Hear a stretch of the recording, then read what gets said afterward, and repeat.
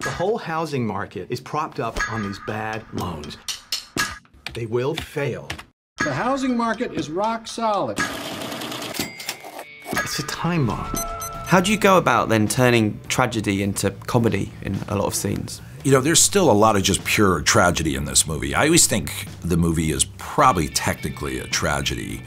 But, you know, in the beginning of any tragedy, the main characters don't know they're in a tragedy. So the front part of the movie has a lot of energy and excitement to it. Yeah, there's some funny moments in the beginning part, but, you know, we all know where it's going to end. I actually love the fact that the tone was shifting. I feel like audiences nowadays are sophisticated enough to deal with that. Maybe like 35 years ago, it would have come off more like a German experimental film.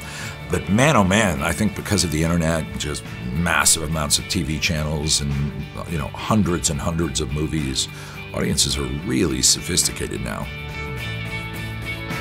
There were about 3 or 4 jokes in the last 15 minutes that got huge laughs, and I just didn't feel it was appropriate. So I took them out. I've never in my life done that before, but, you know, people died because of this. People lost their homes, and we wanted to be respectful. We didn't want to get overly grim and serious, you know, but we had about 3 or 4 really big laughs, and we took them out. Is there anything that you can't make jokes about, or is there anything you couldn't make a comedy about, do you think? Yeah, there's plenty. I mean, I would say, although I'll tell you, one of my all-time favorite comedies is, it's a British film, 4 Lions. That's an amazing movie. I would have told you you can't do a comedy about a suicide bomber. And that movie made me laugh so hard, and yet was dark as well.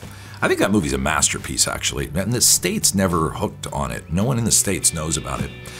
Benigni did the one about he and his son in a concentration camp playing the game, and that was kind of funny, parts of it. How can the banks let this happen? It's fueled by stupidity. But that's not stupidity, that's fraud. Tell me the difference between stupid and illegal, and I'll have my wife's brother arrested.